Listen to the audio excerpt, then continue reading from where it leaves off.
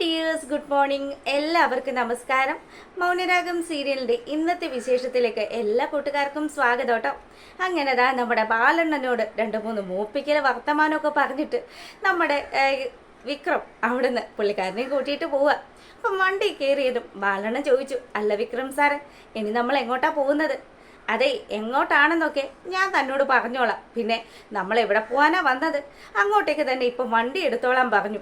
അങ്ങനെ നമ്മുടെ പ്രകാശൻ്റെയും ലക്ഷ്മിയമ്മയുടെയും കല്യാണ മണ്ഡപമൊക്കെ അലങ്കരിക്കാനുള്ള ആ ഒരു ഫ്ലവേഴ്സ് അന്വേഷിച്ചാണ് ഈ പുള്ളിക്കാരനും അതുപോലെ തന്നെ നമ്മുടെ വിക്രമാദിത്യ രാജാവും കൂടി എഴുന്നള്ളിയിരിക്കുന്നത്. പിന്നീടാണെങ്കിൽ നമ്മുടെ ശാരി കുഞ്ഞിനെ എടുത്ത് കളിപ്പിച്ചുകൊണ്ടിരിക്കുക. അപ്പം ശാരിയുടെ അടുത്തേക്ക് നമ്മുടെ താര ഇങ്ങനെ നടന്നു വരുന്നു. താര വന്നതും ശാരിക്ക് ഭയങ്കര ടെൻഷനായി.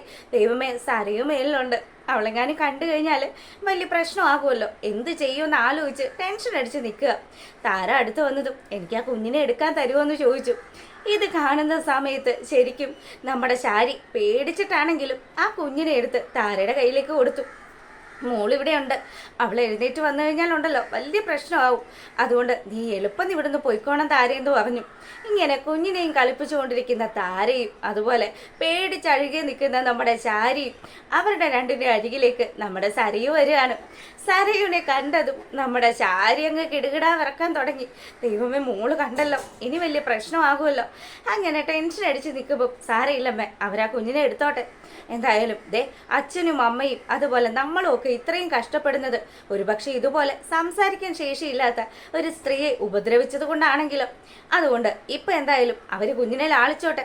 പിന്നെ ഇതൊരു ശീലമാക്കാനൊന്നും നിൽക്കണ്ടെന്ന് പറഞ്ഞ് നമ്മുടെ സരയു ദേഷ്യത്തോടു കൂടി ഇങ്ങനെ സംസാരിച്ചു. അപ്പം മോൾക്ക് ഇതൊക്കെ മനസ്സിലായല്ലേ? അമ്മയ്ക്ക് ഇതിനു മുന്നേ മനസ്സിലായി, അതുകൊണ്ടാണ് സംസാരശേഷിയില്ലാത്ത ഇവളെ അമ്മ ഉപദ്രവിക്കാണ്ട് വിടുന്നത്. അങ്ങനെ താര തൻ്റെ മകളുടെ സമ്മതത്തോടു കൂടി കൊച്ചുമോളെ ലാളിച്ചുകൊണ്ട് നിൽക്കുക.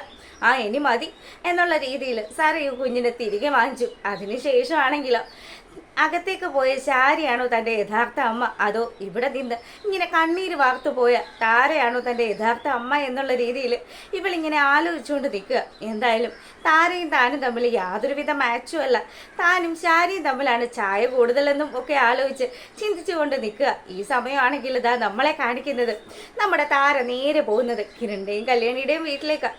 ചിരിച്ചുകൊണ്ട് താര കയറി ചെല്ലുമ്പോഴത്തേക്കിനും കല്യാണി ചോദിച്ചു, എന്താ ആൻറ്റി ഇന്ന് നല്ല സന്തോഷത്തിലാണല്ലോ, എന്ത് പറ്റി? അതോ മോളെ, എനിക്ക് സരയുടെ കുഞ്ഞിനെ എടുക്കാൻ സാധിച്ചു, അതും സരയുടെ സമ്മതത്തോടു കൂടി സാധിച്ചു എന്ന് ഇവർ രണ്ടുപേരോടും നമ്മുടെ താര പറയുകയാണ്. അപ്പം കിരൺ ചോദിച്ചു, അങ്ങനെ അവൾ ചെയ്തെങ്കിൽ അതിന് പിന്നിൽ എന്തെങ്കിലും ചില പദ്ധതികൾ കാണുമല്ലോ ആൻറ്റി. ഇനി ആൻറ്റിക്കെതിരെ അവൾ എന്തെങ്കിലും ഗൂഢാലോചന നടത്തുന്നുണ്ടോ? വിശ്വസിക്കാൻ കൊള്ളാത്ത ഇനമാണ്. അവൾ കുട്ടിക്കാലം മുതൽ എനിക്ക് പരിചയമുള്ളതാണ്. അവളുടെ കയ്യിൽ നിന്ന് എന്ത് എപ്പോൾ വരുമെന്നൊന്നും പ്രവചിക്കാൻ പറ്റില്ല. അതുകൊണ്ടാണ് ഞാൻ പറഞ്ഞത്, അവൾ പെട്ടെന്ന് ഇങ്ങനെ ഒരു സ്നേഹം കാണിക്കുന്നുണ്ടെങ്കിൽ ഇനി അവൾ സത്യങ്ങൾ എന്തെങ്കിലും മനസ്സിലാക്കി കാണുമോ? അതിനുള്ള സാധ്യത കുറവാണ് കിരണേട്ടാ. അങ്ങനെയൊക്കെ അറിഞ്ഞു കഴിഞ്ഞാൽ അവൾ ഉറപ്പായിട്ടും പ്രതികരിക്കുമെന്നുള്ള കാര്യത്തിൽ ഒരു സംശയവും വേണ്ട. അവൾ അത്തരത്തിലുള്ളൊരു സ്വഭാവക്കാരിയാണല്ലോ. അങ്ങനെ ഇവർ വിശേഷങ്ങളൊക്കെ പറഞ്ഞു നിൽക്കുമ്പോൾ താരയോട് നമ്മുടെ കിരൺ പറഞ്ഞു, ആൻറ്റി ഒരു കാരണം വെച്ചാലും ആൻറ്റിയുടെ കണ്ണുകൾ കലങ്ങരുത്, എൻ്റെ അച്ഛന് ഏറ്റവും പ്രിയപ്പെട്ട ഒരു സഹോദരിയാണ് ആൻറ്റി എന്നൊക്കെ പറഞ്ഞു താരയെ അവരുടെ കുടുംബത്തോട് ചേർത്തിണക്കി നിർത്തുകയാണ്. ഈ സമയമാണെങ്കിലോ ദാ നമ്മുടെ രൂപയുടെ അടുത്തേക്ക് ബകാസുരൻ ചെല്ലുക. എന്താ ഏട്ടാ, ഏട്ടൻ പണം അവന് കൊടുത്തോന്ന് ചോദിക്കുക. പണം നഷ്ടപ്പെട്ട രൂപ സംഭവിച്ച കാര്യങ്ങൾ മുഴുവനും രൂപയുടെ അടുത്തേക്ക് നമ്മുടെ ബകാസുരൻ പറയാൻ തുടങ്ങി. എൻ്റെ ഏട്ടാ, ഞാൻ എത്ര കഷ്ടപ്പെട്ട ആ 2 കോടി രൂപ ഒപ്പിച്ചു തന്നത്, എന്നിട്ട് ഏട്ടൻ അതുപോലും ശ്രദ്ധിക്കാൻ പറ്റിയില്ലല്ലോ. എടി, ഞാനിനി എന്താ ചെയ്യേണ്ടതെന്ന് എനിക്ക് ആലോചിച്ചിട്ട് ഒരെത്തും പിടിയും കിട്ടുന്നില്ല, നീ എങ്ങനെയെങ്കിലും എന്നെ ഒന്ന് ഹെൽപ്പ് ചെയ്യ് രൂപയെന്ന് പറഞ്ഞു. ഏട്ടാ, ഞാനിനി എങ്ങനെയാ ഏട്ടനെ സഹായിക്കേണ്ടത്?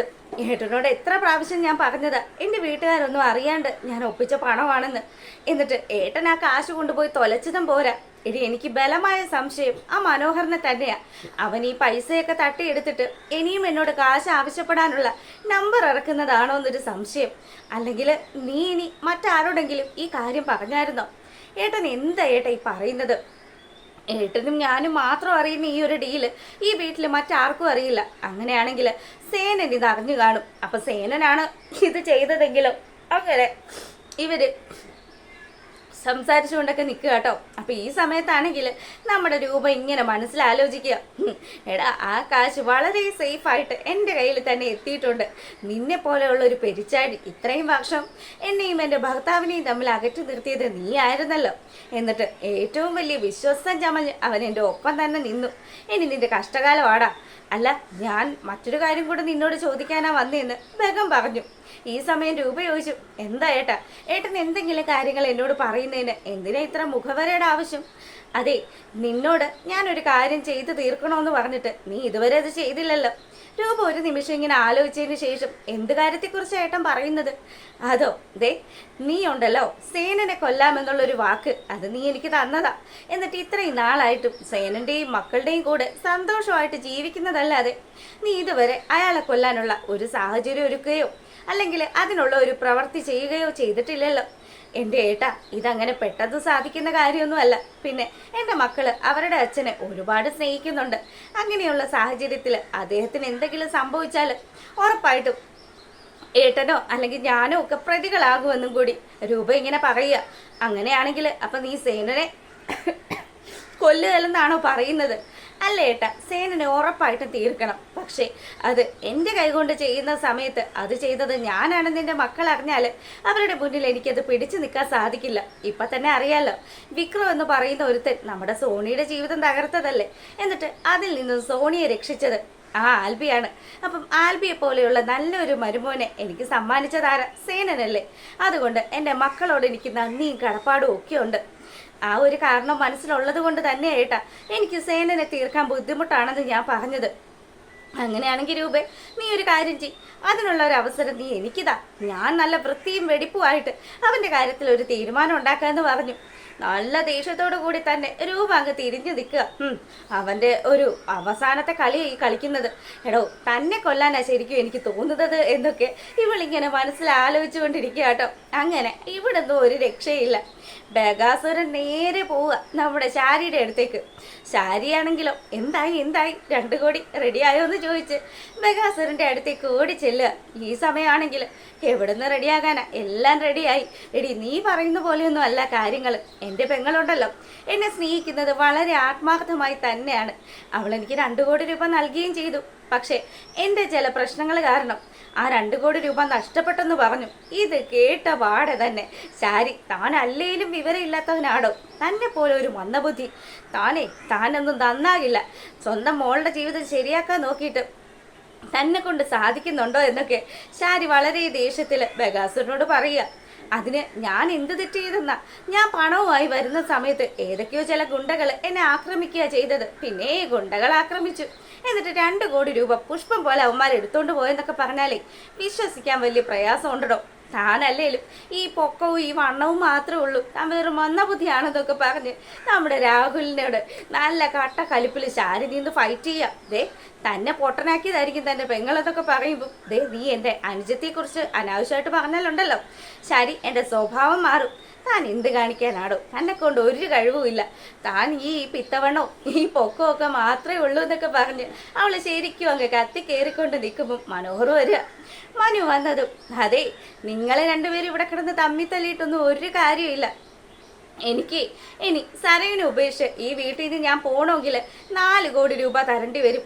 ഇപ്പം താൻ കൊണ്ടുപോയി ഒളിപ്പിച്ച 2 കോടിയും അതിൻ്റെ ഒപ്പം ഒരു 2 കോടിയും കൂടെ തന്നാൽ ഞാൻ പോയിക്കൊള്ളണം. അല്ലെങ്കിൽ തൻ്റെ മകൾക്കും തനിക്കും നീ നിൽക്കുന്ന തൻ്റെ കെട്ടികൾക്കും ഒക്കെ 8ൻ്റെ അല്ല 16ൻ്റെ പണി തന്നെ തരുമെന്നൊക്കെ പറഞ്ഞ് കട്ട കലിപ്പിൽ നമ്മുടെ മനോഹർ അവിടെ നിന്ന് കയറി പോവുക. അങ്ങനെ മൊത്തത്തിൽ ഇതാ ഫ്ലാറ്റായി നിൽക്കുക നമ്മുടെ ബഗാസുരനോട് ശാരി പറഞ്ഞു, എടോ, തന്നെ ഉണ്ടല്ലോ ആ വന്ന വഴിക്ക് ആ കായലിലെങ്കിലും ചാടി ആത്മഹത്യ ചെയ്യാൻ മേലായിരുന്നോ? എന്തിനാ തന്നെ പോലെയുള്ളൊരു തന്ത? അങ്ങനെയൊക്കെ പറഞ്ഞു നിൽക്കുമ്പോൾ നമ്മുടെ ബഗാസുരനാണെങ്കിൽ ഇനി എന്ത് ചെയ്താലാണ് അകത്തോട്ട് പോയ മാരണത്തിന് ഒഴിപ്പിക്കാൻ പറ്റുക എന്നൊക്കെ ആലോചിച്ചുകൊണ്ടൊക്കെ നിൽക്കുന്നത് കാണിച്ചുകൊണ്ടാണ് ഇന്നത്തെ വിശേഷം അവസാനിക്കുന്നത്. അപ്പോൾ ഇഷ്ടമായിട്ടുണ്ടെങ്കിൽ ഒന്ന് ലൈക്ക് ചെയ്തേക്കണേ. അപ്പോൾ ഓക്കെ, എല്ലാവർക്കും നല്ലൊരു ദിവസം ആശംസിക്കുകയാണ്. Thank you.